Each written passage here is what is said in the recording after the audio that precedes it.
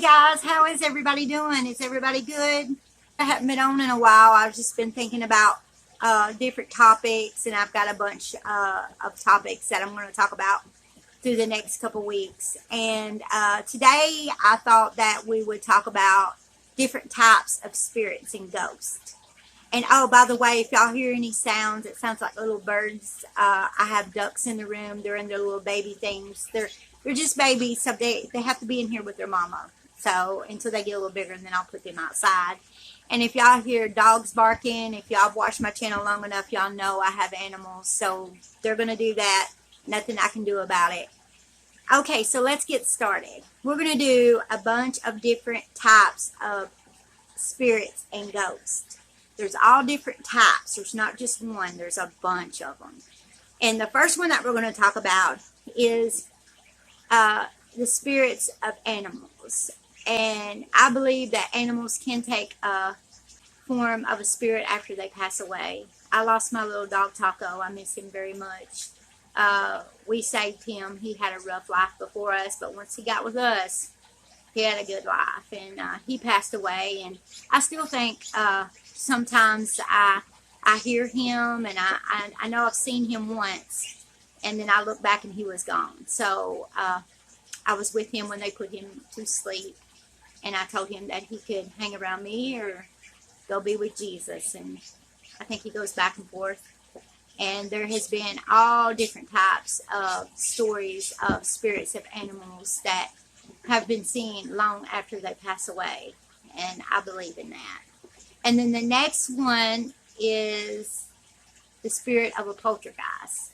A poltergeist is a unrested ghost. They can move things around. You usually see them out of the corner of your eye. They are very loud and rowdy spirits. They make themselves known.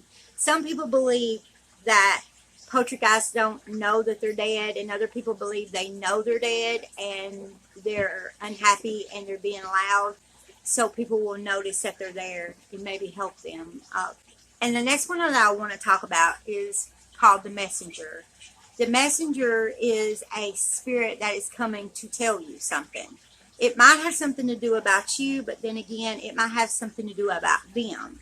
They might be asking help, crossing over, or they could be, something bad could have happened to them, like they could have been murdered, or they wanted you to pass a message on to their loved one.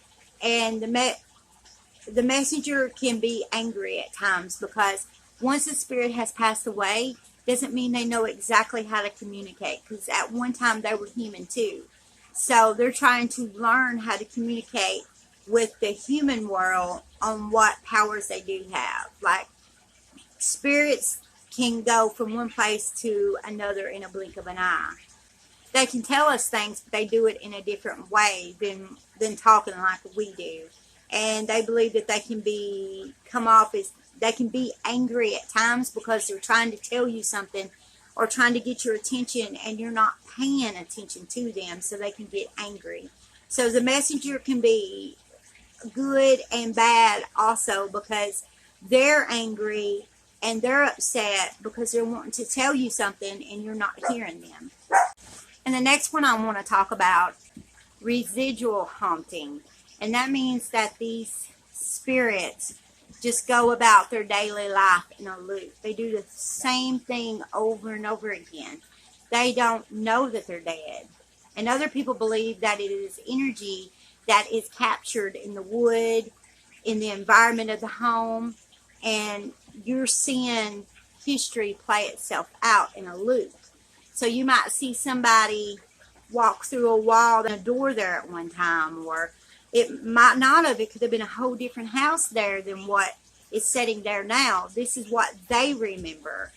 And they believe when you start building or moving stuff around or changing the home is when they get upset. Because you imagine being in your home, walking through your front door every day, then all of a sudden go to walk through your front door and that door is gone. It is just a wall there. Of course you're going to be upset. You're going to be like, why is that wall there, and where's the door that I'm used to? So people believe that they don't know they're dead and they continue to live their life over and over again in a loop, or it's just energy that is captured in time that plays itself over and over again, and you're just getting a glimpse of what was going on in their world at that time.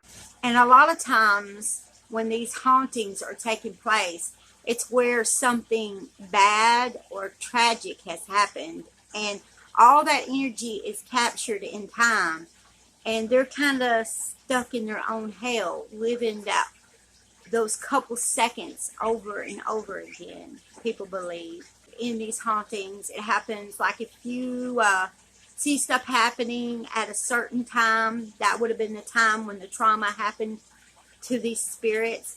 And they also believe if you see a spirit in white mist, or maybe a woman in brown mist, they believe that this is people just living their life in a loop when they were alive. Those last tragic moments of their life, it just goes in a loop.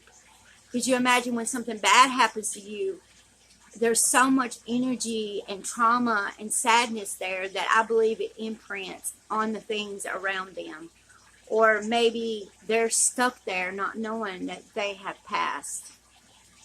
And the next one that I want to talk about is shadow people. Shadow people are very eerie because there's nothing to really explain exactly what they are. If you've ever seen something like out of the corner of your eye move and you thought, well, I just seen a shadow, you've probably seen a shadow person. A shadow person are usually black. They only have the outline like your shadow. That's what they look like. There is a couple ways that people explain shadow people. One is of a shadow of a man with a round hat. A lot of people have said they've seen that shadow person. Other people said they've seen shadow people with long fingers.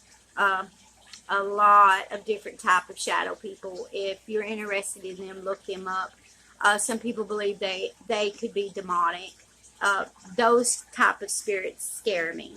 And the next one that I find very, very scary, and these spirits are called the fetch. The fetch are usually seen after a loved one passes away, and they take on the image of your loved one, but this is not your loved one. People claim if you see a fetch, usually when you see them, they take on a form of somebody you know. Like, people state they've seen fetches looking out windows, and all you see is their backside, and if it resembles somebody you love, you need to call that person and warn them, because they believe that something bad is going to happen to that person. If you see the image of yourself, that means that you are soon going to pass away.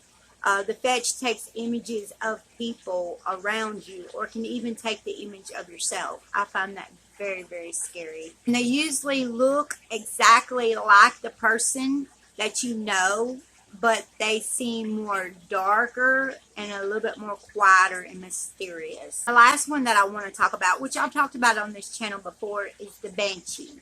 The banshee is usually described as an older lady, and she can appear by creek banks washing out clothes, and they say that she's washing the blood out of the loved one that's going to pass. She has also appeared on a horse as a young lady, but her cries, she's always crying and yelling to the person that she's showing herself to as a warning. She's crying for the loved one that is about to pass away.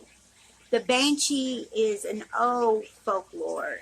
Usually the person in the family units have their own banshee that watches over them. And the banshee's history goes back. The story is that she was originally a young woman that lost her child during childbirth, and she wails. And they state if you see the banshee, she is a messenger. She is coming to tell you that something is going to happen. But those are my stories of some of the different spirits that I have learned about. And oh, y'all guys, I got to show y'all this. I got a recorder. That way, I don't know if y'all know or not, but I'm going to Bobby Mackey's as soon as this is over. And this little baby right here is a EVP recorder. This way, I can hear spirits on their wavelength and talk to them and see what I can catch. It came with a lot of different things. It came with a charger, a pair of headsets, and she didn't cost much at all. I'm trying to get my equipment together for my ghost hunting. But if I capture anything on this, I'll let y'all hear it. I might go through my house and see if I can capture anything, because there has been some deaths in my home, and I've had some weird things happen, lights shut off and on.